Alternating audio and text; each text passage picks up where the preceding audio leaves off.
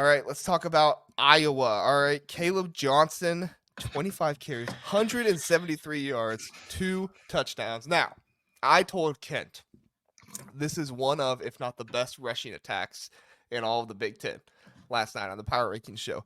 His response was, but they didn't do it in the first half. To which I respond, doesn't matter because rushing attacks, like they wear the defense down, right? And then you hit them with the big plays at the end, which is what Juwan, however you say that name, Patterson and Caleb Johnson did with 3 touchdowns. Between the two of them, 9 yards per carry for Patterson, 6.9 for Caleb Johnson. I mean, just Iowa's offense is not great. Don't get me wrong. Like Cade McNamara is struggling. He only had 4 incompletions, but still, like he had 0 touchdown passes. Brendan Sullivan actually had 1, so it's not like he was bad against Troy, but he definitely had that second half against Iowa State. But this rushing attack, I mean, if I'm Iowa, I'm just leaning on this rushing attack as much as possible. Are they going to turn into 2023 Michigan, where they run 32 straight times? I think Michigan should turn into 2023 Michigan, but we'll talk about that later on. But no, I don't think that would be a bad idea. Yeah. I mean, I think Caleb Johnson, we're talking about dark horse award winners, like dark horse Doak Walker candidate. Like, I mean, I think he's going to have, I don't think he's the most talented back in the Big Ten, but in terms of volume, the offensive line is legitimate. Like, and I think it's the first time we can say that in several years for Iowa, probably since 2021. Caleb Johnson's really good, and he is the engine of that offense right now. And they need him because everything else around him is not functioning like it should. Again, your point to McNamara is well taken. The receivers, I like the receivers, Gill and Vanderzee and Brown. Like, I think they've got decent receivers. I think my concern with this Iowa team, which I can't believe I'm saying this, is the defense. Like, Troy had 2 60-yard touchdown receptions, touchdown passes, and that's a game after Iowa State doing the same thing. And I'm just like, man, I thought this was an NFL level defense. Someone tweeted this out. How much do they miss Cooper DeJean? Yeah. Because that defense, like, I know they got an interception return, but like defensively, they don't look like who I thought they'd be. Offensively, I think they're a one-trick pony. And if you're a one-trick pony and your defense isn't as good and your special teams aren't as good, which, again, Torrey Taylor's not here anymore. They allowed a punt return for a touchdown. Like, I thought Iowa could be a 10 or 11 win team this year. Are we sure they're a 7 or 8 win team this year? Because there's a lot of deficiencies. Like, which Eric is all over this. He's in the chat right now. This was the issue a lot of people didn't see coming, right? Was the secondary and what this defense would look like. You had guys coming back, Nwakpa, Castro. You had guys in the secondary. Jay Higgins was coming back, Nick Jackson coming back. I know those guys aren't in the secondary, but still, like, you saw some really promising guys coming back for this team, and you thought the secondary would just kind of follow in suit there. But it's not been, at least like in this game, it's not been exactly what we thought it would be. I thought this would be one of the best secondaries in the nation, but it's not proved out to be that way, to your credit, with, like you said, 2 60-plus touchdown receptions in the game.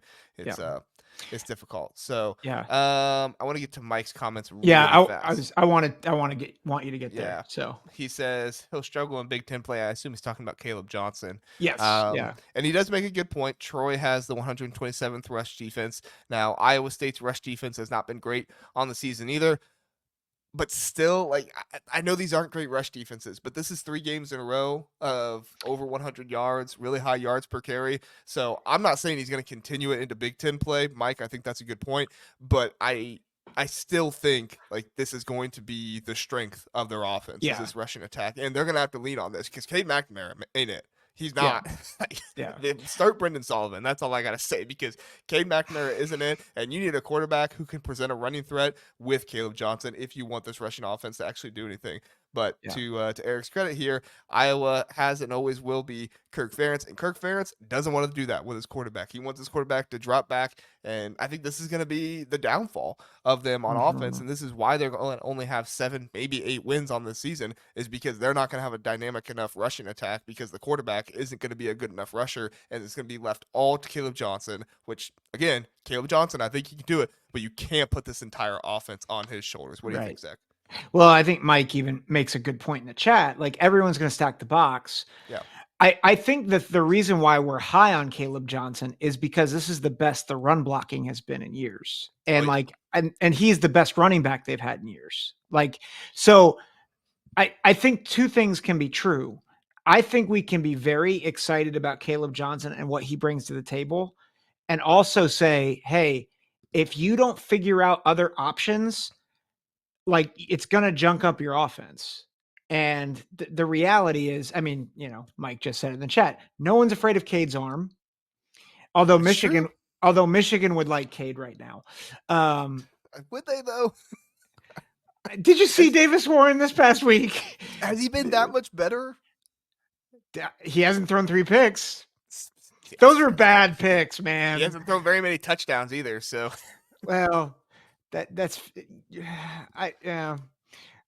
I mean, It's like hold on. trying to pick. Let me bring up Cade McNamara's game log really fast. I Yeah. normally don't Okay. do this because we have a lot of games to get to, but dude. So the very first game, he has 3 touchdowns against Illinois State. Great job, FCS team, 250 yards.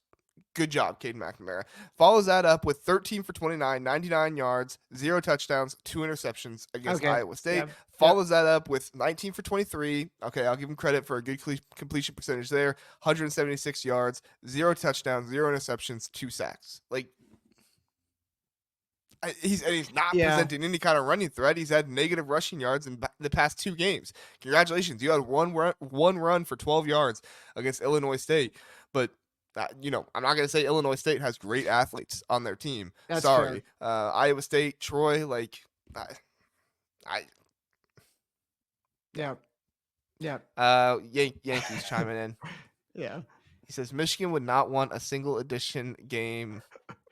Would not win a single additional game with Cade McNamara. Their issues, believe it or not, go beyond quarterback. We'll talk about That's that. that's a fair thought. Yeah, we'll talk about that here in a minute. I tend to agree. You've debunked my theory, and I concede the point to you. You're mainly conceding because we have to move on, but I Yes. appreciate I think we could continue to go at it, but Yeah, it's I true. appreciate it. So